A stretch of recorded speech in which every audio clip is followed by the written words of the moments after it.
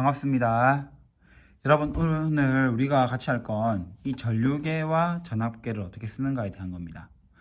그런데 이제 사실 교과서나 이런 책을 보면은 실험이 나와 있고 설명법이 있어요. 사용법이. 그런데 그거 가지고는 잘 안 됩니다. 그 이유가 선생님 생각에 세 가지가 부족해요. 그 세 가지가 뭐냐면, 첫째가 전기 회로를 구성한다는 걸 몰라요, 여러분이. 그래서 선생님이랑 뭘 해볼 거냐면 전기 회로 구성하기 위해 필요한 세 가지를 보여줄 거고, 그 다음에 두 번째, 직렬, 병렬이라는 개념을 모릅니다. 그리고 마지막인데, 일반적으로 여러분들이 아마 문제집이나 교과서를 보면은 전기 기호, 다시 말하면 회로를 구성할 때 기호를 가지고 전기 회로들을 그려요. 그래서 그 기호가 뭔지를 알아가는 시간을 가져서 결국에는 그 세 가지를 다 하고 나서 실제 이 전류계와 전압계를 가지고 여러분들이 직접 해볼 수 있도록, 물론 제가 하겠지만 그게 가능하도록 한번 해보도록 하겠습니다. 자, 회로의 기본 구성은 지금 나와 있는 이 세 가지.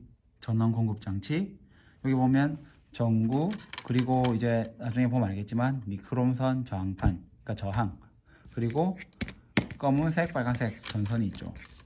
이 세 가지인데, 일단 여러분이 알고 있는 말로 하면은 전원 공급 장치가 전압을 가해 줍니다. 전압. 그리고 전구도 저항으로 보면 됩니다. 저항. 그러니까 전압, 저항, 그리고 전선입니다. 그럼 이제 이 세 가지가 어떤 종류가 있고 어떤 역할을 하는지에 대해서 한번 알고 넘어가도록 하겠습니다. 먼저 전원 공급 장치, 전압을 가해주는 걸 볼 텐데, 크게 두 개예요. 여기에 있는 전압을 바꿀 수 있는 전원 공급 장치와 정해져 있는 전압을 가하는 건전지가 있죠. 참고로 지금 우리가 실험할 때는 여러분들이 이제 교류, 직류에 대한 내용은 아직 모를 텐데, 기본적으로 직류에 대한 실험을 할 테고, 이 친구들은 전부 직류를 가해주는 전압 장치입니다. 자, 얘는 여기 나와 있는 볼티지 보이죠? 이걸 가지고 전압을 바꾸면서 우리가 실험할 수 있게 해줍니다. 알겠죠? 자, 그럼 중요한 거는, 보통 여러분 실험할 때는 선생님들은 이걸 많이 쓰지만 학생들을 개별로 실험을 하거나 조별로 할 때는 건전지를 이용한 실험을 많이 할 테니까 이제 건전지에 집중을 해서 한번 알아보도록 하겠습니다. 자, 전부 다는 아니지만 보통 사용하는 건전지를 제가 다 가져왔습니다. 여기에서 공통점과 차이점이 있는데, 차이점은 일단 크기가 다 다르죠. 공통점은 아까 말한 것처럼 다 직류. 자, 그런데 여기서 또 알아봐야 될 게, 자, 보세요. 보입니까? 6V 돼 있죠. 그럼 생각이 나야 돼요. 뭐죠? 이 건전지의 전압은 얼마이다? 6V이다. 마찬가지로 이 작은 건전지, 물론 크기마다 다르겠지만 다 전압이 있죠. 유심하게 보는 친구들 알 거예요. 전부 다 얼마다? 1.5V입니다. 아, 참고로 선생님이 뭐 특정 브랜드의 건전지를 홍보하는 거 아닙니다. 절대 그런 거 없고 지금 있는 걸 그냥 쓰는 겁니다. 알겠죠? 자, 이게 뭐 좋고 나쁘고 이런 걸 따질 필요 없습니다. 지금 중요한 거는 사이즈는 다르지만 각각이 가하는 전압이 얼마이다? 1.5V라는 거예요. 자, 여기서 선생님이 수업을 위한 팁을, 다시 말하면 여러분들이 공부할 때 도움될 만한 지식을 하나 줄게요. 사실 여러분들이 하면서 헷갈리는 것 중에 하나가 전압이 걸린다는 얘기입니다. 그런데 이해를 위해서 선생님이 하나 정해줄게요. 실제로는 그렇지 않지만 이해를 편하게 하기 위해 여러분들은 이렇게 생각하면 됩니다. 이 건전지, 즉 전원 장치들은 전압을 공급해준다고 보면 돼요. 알겠죠? 전압을 공급한다는 말은 없지만 여러분들이 이해를 편하게 하기 위해서입니다. 이 친구들은 전압을 공급하고 조금 이따 나올 저항들은 전압을 사용한다. 자, 이것도 마찬가지로 뭐다? 비유 같은 거예요. 하지만 여러분들이 이해하기에는, 아, 이 전압, 건전지들은 전압을 공급해주고 저항들은 뭐한다? 전압을 쓴다. 이렇게 생각하는 게 아마 전기회로를 공부할 때 조금 도움이 될 겁니다. 자, 그럼 이제 저항에 대해서 한번 알아보도록 하겠습니다. 자, 지금 제가 가지고 있는 두 개의 저항, 그건 일반적인 니크롬선 저항과 눈에 보이겠지만 전구가 있습니다. 이들의 공통점은 아까 말한 대로 하면 전압을 사용하는 거예요. 전압을 사용. 자, 그러면 이 두 개 중에서 우리가 실험을 할 때 어떤 걸 쓸 것이냐? 당연히 관계가 없죠. 단지 어떤 실험을 하냐에 따라 사용하는 게 바뀌는데, 보통 이 니크롬선 저항판은 이 니크롬선 저항판에 있는 이 저항 있죠? 얘들의 길이에 따라 저항값이 바뀔 수 있습니다. 그러니까 고정되어 있는 저항값이 아니라 뭐가 가능하다? 저항의 크기를 바꿀 수 있다는 거예요.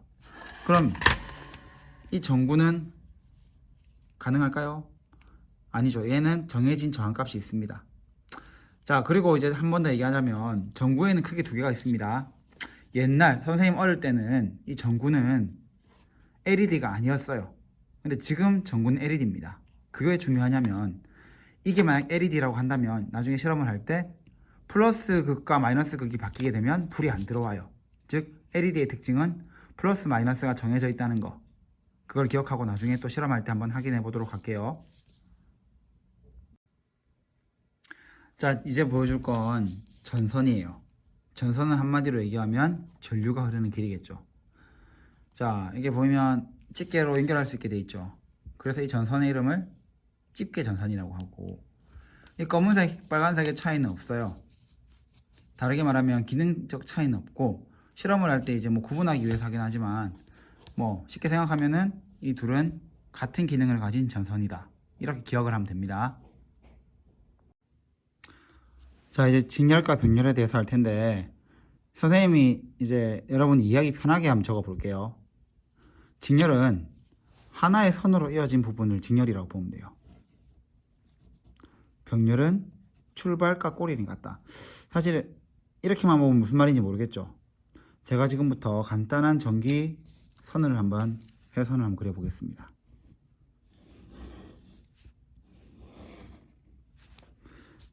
자, 이런 식으로 전선이 이어져 있다고 볼게요. 이때 그럼 직렬이 뭐고 병렬이 뭐냐? 이걸 찾는 게 여러분들에게 중요합니다. 자, 간단하게 얘기해 볼게요. 여기에 하나의 선으로 이어진 이 부분은 전부 다 직렬이라고 보면 돼요. 그럼 병렬은 뭐다? 여기서 출발해서 갈라지죠. 갈라졌다가 다시 만나는 부분, 이게 동일한 부분을 우리가 병렬이라고 하는데, 자, A라는 부분이 여기 있다고 볼게요. 여기 B, 여기 C. 이 A, B, C는 전부 어떤 연결로 되어 있다? A와 B와 C는 현재 직렬 연결로 되어 있다. 자, 그런데 병렬은 어떤 지점을 얘기하지 않아요. 출발과 꼬리이기 때문에 어떤 구간이라면 여기에서 여기까지 구간을 내가 D, 이 구간을 E라고 할 때 D와 이 구간은 무슨 연결이다? 병렬 연결이라고 하는 거예요. 자, 그러면 왜 중요하냐면 있잖아요. 이 A, B, C는 직렬 연결되어 있단 말은 전류의 세기가 같아요. 자, 이게 중요합니다. 그리고 D와 E가 병렬 구간이라는 뜻은, D와 E는 병렬이라는 뜻은 D와 E에서 각각 걸리는 전압이 같다는 거예요.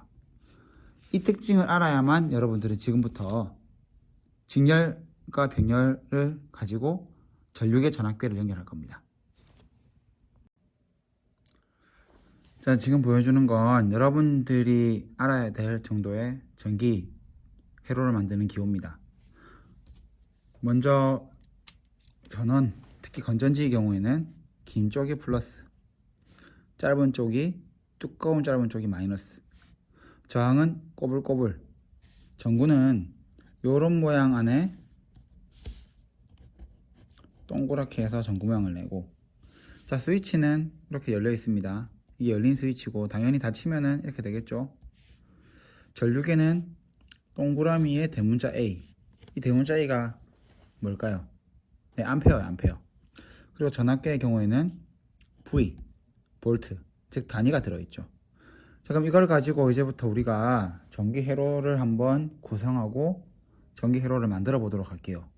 그리고 그 안에서 전류계와 전압계를 어떻게 사용하는지에 대해서 한번 알아보겠습니다. 일단 서론이 길었지만 방금 나왔던 이 정도 내용을 알아야 여러분들이 어떤 상황에서도 전류계와 전압계를 알맞게 사용할 수가 있는 겁니다.